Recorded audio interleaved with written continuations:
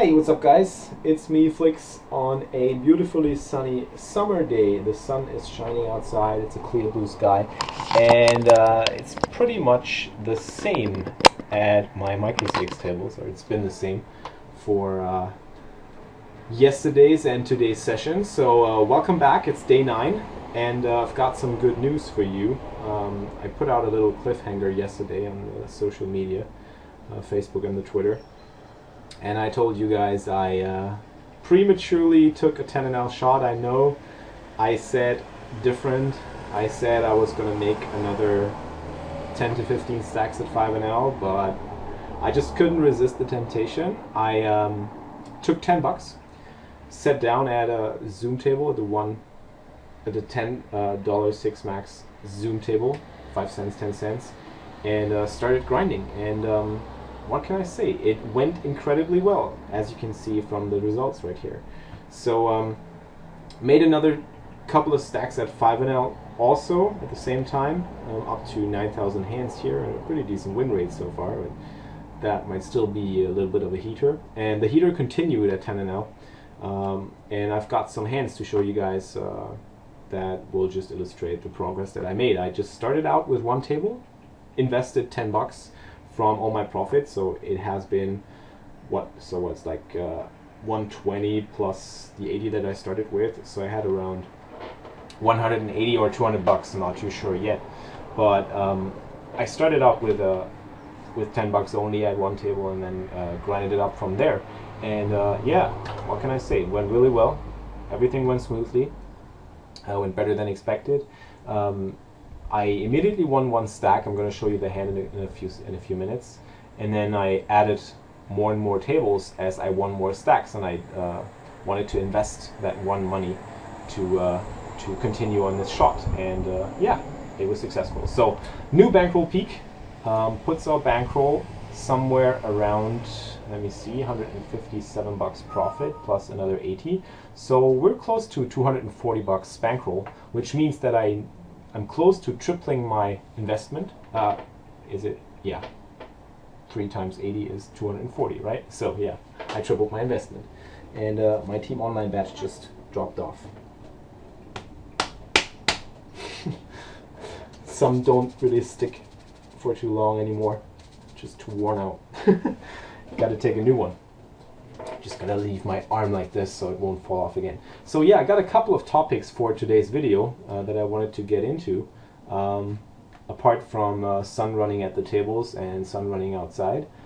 So I wanted to go into some more of the key differences between 2NL and 5NL, and 5NL and 10NL. Because when I sat down at 10NL yesterday and this morning, I realized that you do have to make some adjustments to your game, and it kind of favors me as a player type, as I'm used to playing a little bit higher, and I'm used to stuff that happens at 10NL more frequently, especially when you consider the preflop game.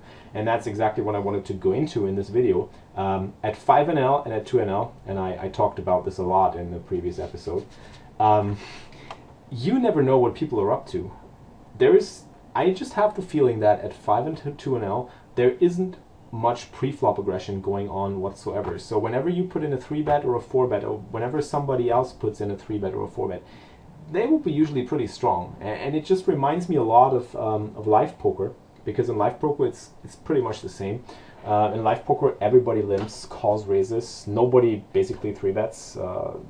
They don't even, there's no such thing as a light 3-bet or a bluff 3-bet or anything. Well, occasionally of course, and the same is true for the micro stakes, but in general I think that on average the player in a player pool at 5NL or 2NL is not 3-betting or 4-betting light. So that leads us to a very awkward dynamic. At least for me it's kind of awkward, because I have to be focusing on post-flop play. And while I'm at this, I might actually go into the question that somebody at YouTube posted. So yeah, here we go. So this guy has a question. The question is, how can you have such good win rates with that VP, IP, and preflop raise gap? You probably flat with hands like king 9 offsuit in position versus fish a lot, right? I'm not flatting king 9 offsuit, but I might be flatting king 9 suited. Yeah, that's true. Because your aggression is also pretty low. That's true. And the gap is pretty high. We can go into stats some more here. So as you can see, at 2NL and 5NL, my VPIP is close to 30%, and the preflop raise is a lot lower than that. It's about 10% less. So we're at about 30-20. 3-bet is pretty low, and my aggression factor is pretty low too. And that has certain reasons. And the reasons are, I'm playing what you would call exploitive poker. You're trying to exploit specifically the weaknesses of your opponents. And I've talked about this.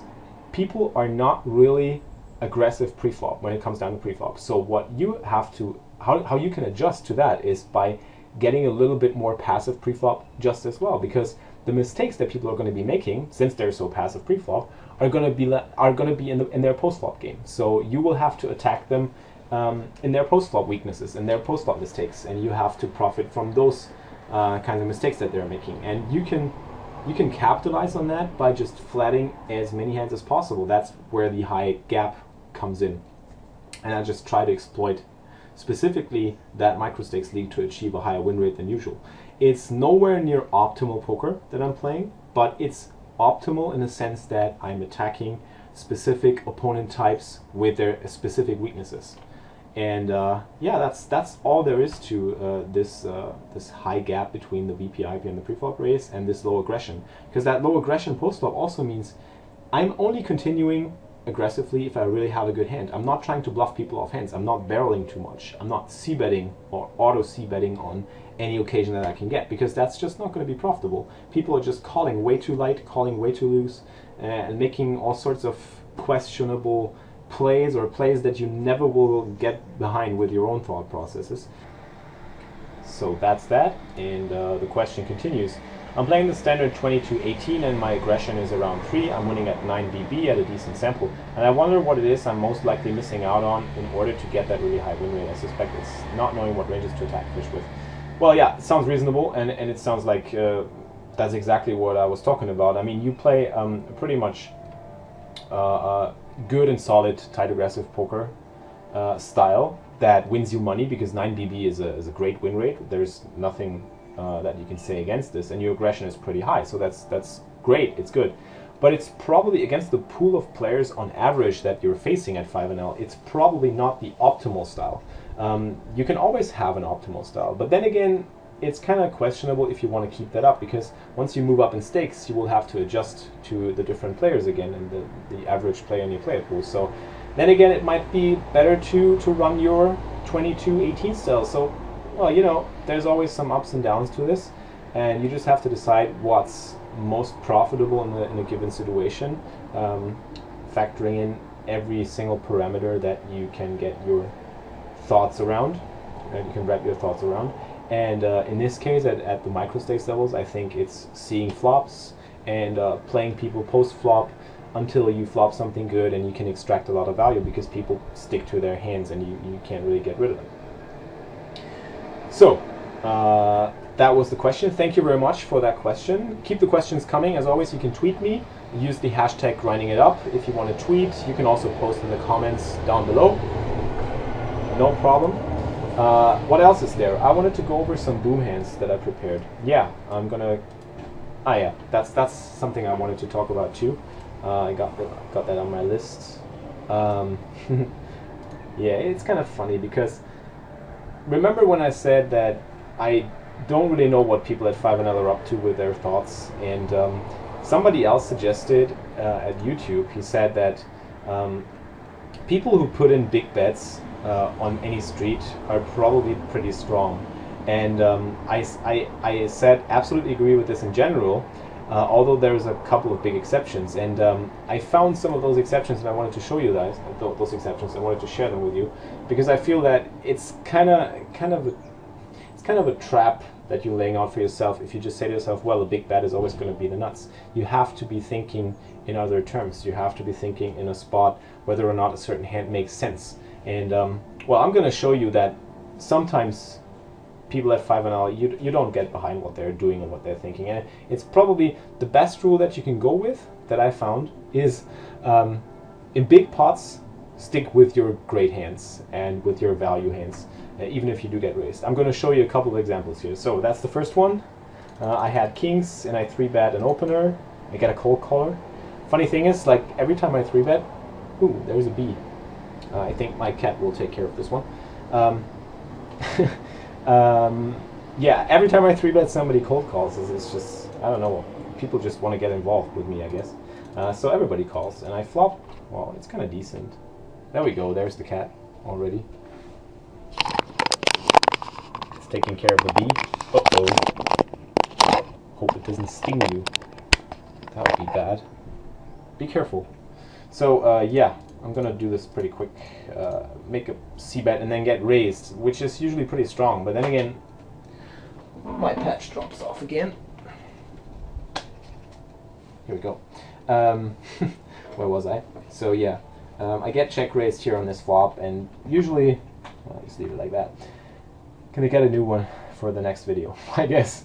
Yeah, and I just don't think I can fold here. I mean, yeah, he can have pocket sevens, he can have pocket jacks, and I'm just not prepared to lay down big hands and big pots. And it's just, you know, people do end up with weird hands and weird spots. It's just, if you end up folding those big hands, it's going to cost you a lot. And I'm going to show you another example, which I'm not proud of.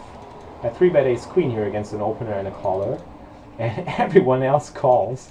So like 4 people call, and I just say, well, I basically flopped the relative nuts. Let me take care of that B first. Just a little afraid that my cat could get stung. So, well, I flopped the relative nuts here. Only ace king or a 4 has me beat, or pocket fours. And then somebody leads, and somebody else tanks a long time, and then makes the call. And I'm just, well, you know, everybody called pre-flop. People do tend to get passive with ace king, or he might have a 4 or pocket fours or whatever. And I just said, well, let it go. And turns out somebody was bluffing with king queen, and the other guy had ace 8. Well, I would have lost the hand either way, so I saved myself a little bit of money there, but it was an incorrect fold that I made, so yeah. Just keep that in mind. That was the same hand pretty much. And then, yeah, I'm gonna show you how my shot went. So that were the very first hands of my shot yesterday. I open 8-10 suited on the button, get 3-bet and a call, getting a great price with position. I call, I flop an 8.